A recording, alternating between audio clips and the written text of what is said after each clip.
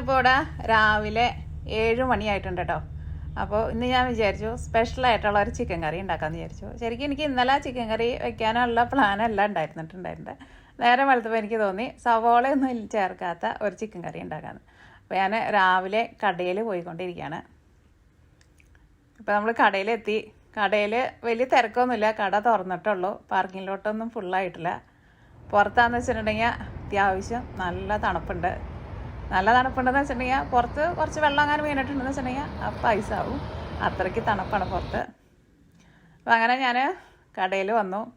കടയിലായിരുന്നാലും ആരെയും കാണുന്നില്ല. എൻ്റെ അടുത്ത് തന്നെ അവിടെ ഒരു അമ്മാമ്മ ഉണ്ടായിരുന്നു. വേറെ ആരെയും കടയിൽ കണ്ടില്ല, കാരണം കട ജസ്റ്റ് ഒന്ന് തുറന്നിട്ടുള്ളൂ. പിന്നെ നല്ല തണുപ്പൊക്കെയാണല്ലോ, രാവിലെ അത്രയ്ക്ക് അത്യാവശ്യമുള്ളവർ മാത്രമല്ലേ കടയിൽ വരുള്ളൂ. അവിടെ കടയിൽ കുറച്ച് നല്ല ഭംഗിയുള്ള പൂക്കളൊക്കെ ഇരിക്കുന്നുണ്ട്. ഈ കടയുടെ ഫുള്ള് വീഡിയോ ഞാൻ പിടിക്കണില്ല കേട്ടോ. ഇപ്പോൾ ഇവിടെ പല വെറൈറ്റിയിലുള്ള പൂക്കളൊക്കെ ഇരിക്കുന്നുണ്ട്.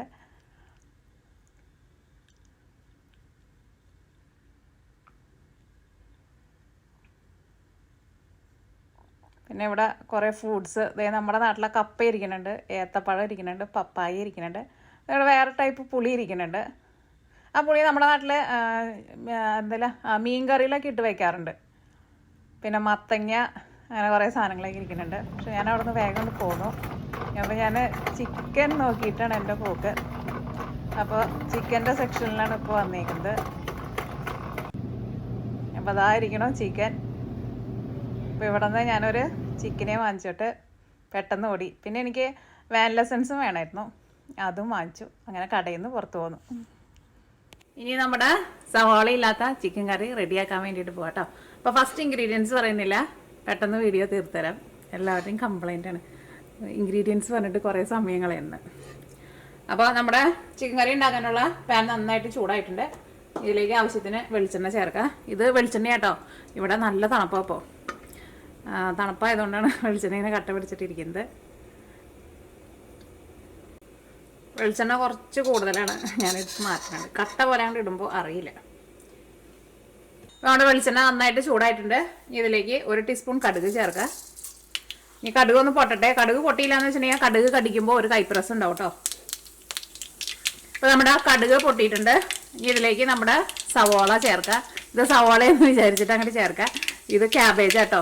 ഇതേപോലെ ഇത്രയ്ക്ക് ക്യാബേജാണ് എടുത്തേക്കുന്നത്. ഇതേപോലെ നല്ല കനം കുറച്ചിട്ട് സ്ലൈസ് ചെയ്തിട്ട് എടുക്കുക. ഇതേപോലെ ഒരു പിടി ക്യാബേജ് എടുത്തിട്ടുണ്ട്. ഇത് ഓയിലിലേക്ക് പോട്ടെ. അപ്പോൾ നമ്മുടെ സവോള എന്ന് വിചാരിച്ചിട്ട് ഇടുക. ഇത് നല്ല ടേസ്റ്റ് ഉണ്ടാവും കേട്ടോ.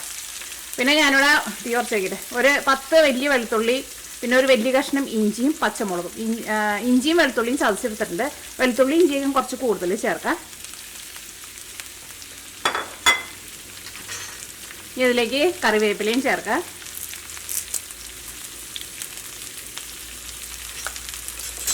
കറിവേപ്പിലയൊന്നും നമ്മുടെ നാട്ടിലുള്ളവർക്ക് പൈസ കൊടുത്ത് വാങ്ങണ്ടല്ലോ, അപ്പോൾ അതൊക്കെ അത്യാവശ്യം നന്നായിട്ട് ചേർക്കാം. ഇതെല്ലാം കൂടിയിട്ട് നന്നായിട്ടൊന്ന് വഴറ്റിയിട്ട് എടുക്കുക. ഇഞ്ചിയുടെയും വെളുത്തുള്ളിയുടെയും ആ പച്ച ഒരു ടേസ്റ്റ് പോകണം കേട്ടോ.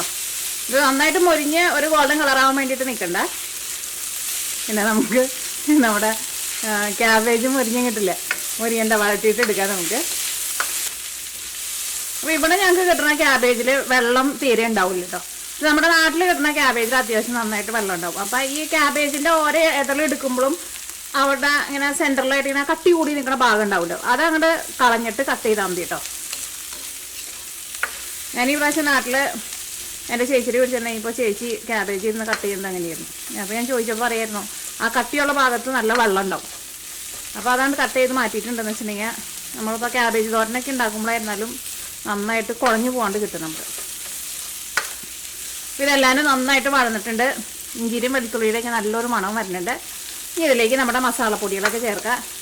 തീ പതുക്കെ ഒന്ന് കുറച്ച് വയ്ക്കുക. അപ്പോൾ ഫസ്റ്റ് ഇതിലേക്ക് നമുക്ക് മഞ്ഞൾപ്പൊടി ചേർക്കാം. മഞ്ഞൾപ്പൊടി ഞാൻ ഇതിലേക്ക് 1 ടീസ്പൂണാണ് ചേർക്കുന്നത്, ടേബിൾ സ്പൂൺ അല്ല കേട്ടോ.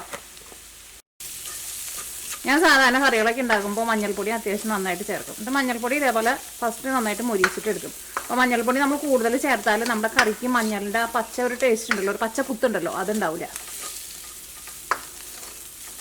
മഞ്ഞളൊക്കെ നമ്മുടെ സ്കിന്നിന് വളരെ നല്ലതാണല്ലോ. ഈ ലോകത്തിലെ ഏറ്റവും കൂടുതൽ മഞ്ഞൾ ഉപയോഗിക്കുന്നത് നമ്മൾ മലയാളികളായിരിക്കും. നമുക്ക് മഞ്ഞൾ ചേർക്കാത്ത ഒരു കറിയും നമുക്കില്ലല്ലോ. മഞ്ഞൾ അതേപോലെ തന്നെ പാലിൽ ചേർത്ത് കുടിച്ചാലും നല്ലതാണ്. ഇവിടെയൊക്കെ ഇപ്പോൾ അമേരിക്കൻ കടകളിലൊക്കെ അങ്ങനെ മഞ്ഞൾ വരുന്നുണ്ട് പാലിൽ ചേർത്ത് കുടിക്കാൻ വേണ്ടിയിട്ട്. ഇപ്പോൾ നമ്മുടെ മഞ്ഞൾപ്പൊടിയും ഇതിനകത്ത് കിടന്നിട്ട് നന്നായിട്ട് മുരിഞ്ഞിട്ടുണ്ട്. ഒരു മഞ്ഞളും പിന്നെ തേനും കൂടിയിട്ട് ചേർത്തിട്ട് പാലിൽ ചേർത്തിട്ട് കഴിയും. ഇതിലേക്ക് നമുക്ക് മുളക് പൊടി ചേർക്കാം. അപ്പോൾ ഞാനിവിടെ ക്രഷ് ചെയ്തേക്കണ മുളകാട്ട ചേർക്കുന്നത്. അത് നിങ്ങൾക്ക് മുളക് പൊടി വേണമെന്ന് വെച്ചിട്ടുണ്ടെങ്കിൽ അങ്ങനെ ചേർക്കാം. എനിക്ക് ക്രഷ് ചെയ്തേക്കണ മുളകാണ് കൂടുതൽ ഇഷ്ടം. ചിക്കൻ കറിക്ക് അങ്ങനെ ചേർത്താൽ മതി, അപ്പം നല്ല ടേസ്റ്റ് ആയിരിക്കും. അത് നിങ്ങളുടെ എരിവിനനുസരിച്ചിട്ട് ചേർത്തോ. അപ്പോൾ ഞാനിതിലേക്ക് 1 ടേബിൾ സ്പൂണാണ് ചേർത്തേക്കുന്നത്. ഇനി ഇതിലേക്ക് നമുക്ക് മല്ലിപ്പൊടി ചേർക്കാം. അത് നിങ്ങൾ മുളക് പൊടിയാണ് ചേർക്കണേന്ന് വെച്ചിട്ടുണ്ടെങ്കിൽ ഫസ്റ്റ് മല്ലിപ്പൊടി ചേർത്ത് കഴിഞ്ഞിട്ട് മുളക് പൊടി ചേർത്താൽ മതി കേട്ടോ. അപ്പോൾ മല്ലിപ്പൊടി ഞാനിവിടെ ടീസ്പൂണിലാട്ടോ ചേർക്കുന്നത്. ടീസ്പൂണിൽ ഞാനിവിടെ 3 ടീസ്പൂൺ ചേർത്തിട്ടുണ്ട്. ഇത് ഞാനിവിടെ വീട്ടിൽ പൊടിച്ചെടുത്തേക്കണ മല്ലിപ്പൊടി കേട്ടോ, അതുകൊണ്ട് തന്നെ നല്ല സ്മെല്ലാണ്. ഇത്രയേ ഉള്ളൂ. ഇനി തീരുമ്പോൾ പൊടിച്ച് വയ്ക്കണം. അപ്പോൾ നമ്മുടെ ഇതിനകത്ത് കുറച്ച് വെളിച്ചെണ്ണ കുറവാണ്, കുറച്ച് വെളിച്ചെണ്ണ ചേർക്കുന്നുണ്ട്. എന്നാൽ മാത്രമേ നമ്മുടെ മല്ലിപ്പൊടിയൊക്കെ ശരിക്കാണ്ട് മുരിഞ്ഞ് കിട്ടുള്ളൂ. കാരണം മുളക് പൊടി മല്ലിപ്പൊടി ചേർത്ത് ചേർക്കണമെന്ന് പറഞ്ഞത് എന്താണെന്ന് വെച്ചിട്ടുണ്ടെങ്കിൽ മുളക് പൊടി പെട്ടെന്ന് കരിയും. അപ്പോൾ അതുകൊണ്ട് തന്നെ മസാലപ്പൊടികളിൽ നമ്മൾ ഏറ്റവും ലാസ്റ്റ് മുളക് പൊടിയെ ചേർക്കുള്ളൂ. ഇതിപ്പം നമ്മൾ ക്രഷ് ചെയ്തേക്കണം മുളകാണല്ലോ ചേർത്ത്. അപ്പോൾ അതുകൊണ്ടാട്ടോ മല്ലിപ്പൊടിക്ക് പകരം ക്രഷ് ചെയ്തേക്കണം മുളക് ഫസ്റ്റ് ചേർത്ത്. അപ്പോൾ ഇതെല്ലാം നന്നായിട്ട് മുരിഞ്ഞിട്ടുണ്ട്. ഇനി ഞാനിതിലേക്ക് 2 വലിയ തക്കാളിയാണ് ചേർക്കുന്നത്. ഈ തക്കാളിയോ നമ്മളിങ്ങനെ നേരത്തെ കൂട്ടിയിട്ട് കട്ട് ചെയ്ത് വെക്കണ്ട. ആ സമയമാകുമ്പോൾ കട്ട് ചെയ്ത് അങ്ങനെ ഇട്ടാൽ മതി. പിന്നെ പ്രത്യേകിച്ച് ഇപ്പം അങ്ങനെ വലിയ ഷേപ്പൊന്നും വേണമെന്നൊന്നുമില്ല. ഇതിലേക്ക് ആവശ്യത്തിന് ഉപ്പ് ചേർക്കാം. ഇതെല്ലാം കൂടിയിട്ട് നന്നായിട്ട് മിക്സ് ചെയ്യുക. ഇതെല്ലാം ചേർത്ത് കഴിഞ്ഞ് കഴിഞ്ഞപ്പോൾ നമ്മുടെ ക്യാബേജാണെന്ന് തിരിച്ചറിയില്ല കേട്ടോ. നമ്മുടെ സവോള പോലെ തന്നെ കിടക്കുന്നുണ്ട്, പക്ഷെ നല്ല ടേസ്റ്റ് കേട്ടോ. ഇതെല്ലാം കൂടിയിട്ട് നന്നായിട്ട് മിക്സ് ആയിട്ടുണ്ട്. ഇനി തക്കാളി നന്നായിട്ടൊന്ന് വെന്ത് വരണം. നമുക്കൊന്ന് മൂടി വയ്ക്കാം. ഞാൻ തുറന്നു നോക്കട്ടെ.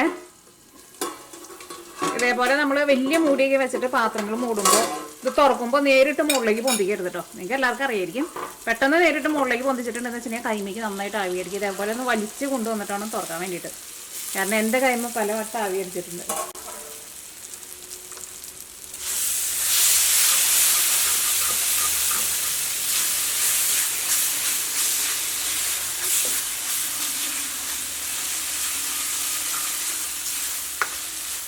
അപ്പോൾ നമ്മുടെ തക്കാളിയൊക്കെ നന്നായിട്ട് വെന്ത് ഉടഞ്ഞിട്ടുണ്ട്.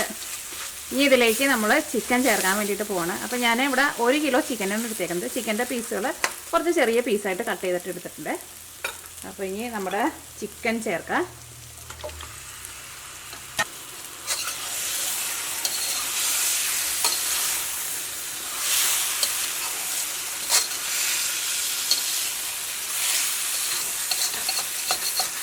ഇതിലേക്ക് ആവശ്യത്തിന് ഉപ്പ് ചേർക്കാം.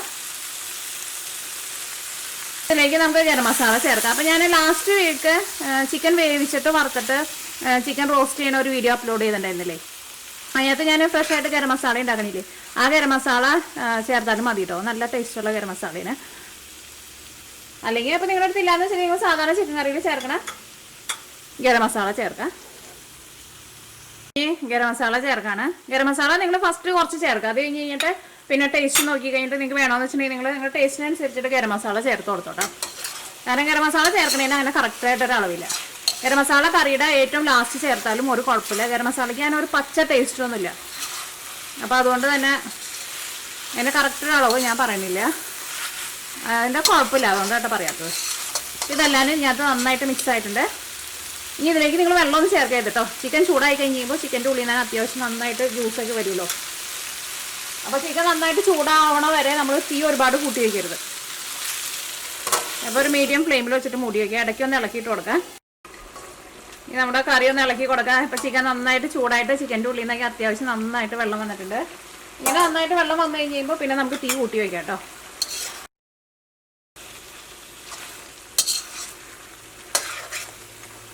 ഇനി ഞാനിവിടെ തീ ഒന്ന് കൂട്ടി വയ്ക്കാണ്.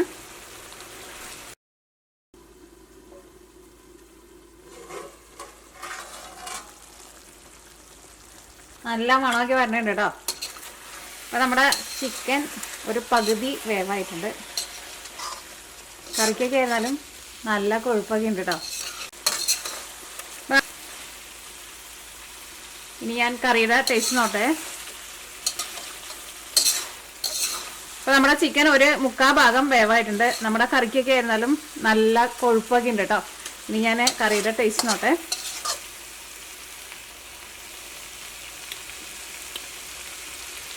അടിപൊളി ടേസ്റ്റ്.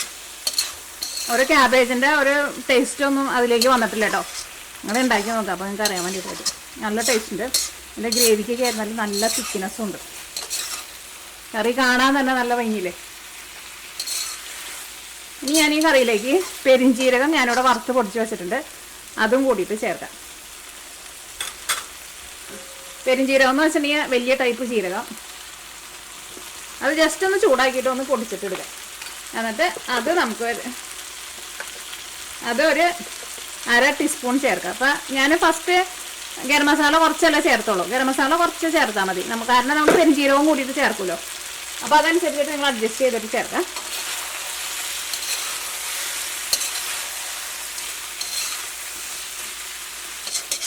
ഇനി ഒരു 3-4 മിനിറ്റും കൂടി ഒരു മീഡിയം ഫ്ലെയിമിൽ ഇട്ടിട്ടൊന്ന് മൂടി വയ്ക്കാം. സൂപ്പർ ടേസ്റ്റാണ്. ഒന്ന് നോക്കട്ടെ കേട്ടോ. നല്ല മണം വരുന്നുണ്ട്. നമ്മുടെ ചിക്കൻ കറി റെഡി ആയിട്ടുണ്ട്.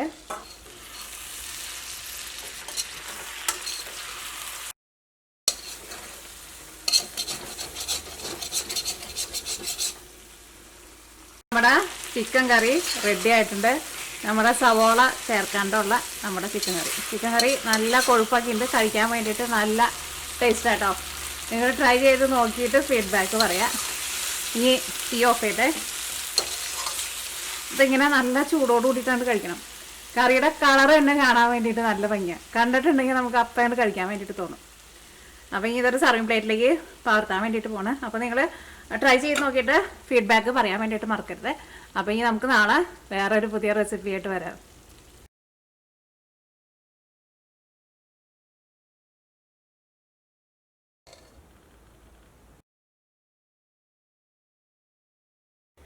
ഇനി ഞാനിതിനകത്ത് കുറച്ച് ചോറിട്ട് വടിക്കട്ടെ കേട്ടോ.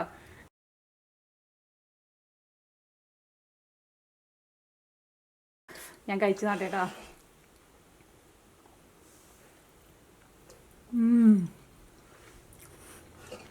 നല്ല രസമുണ്ട്, നല്ല അടിപൊളി ടേസ്റ്റ്.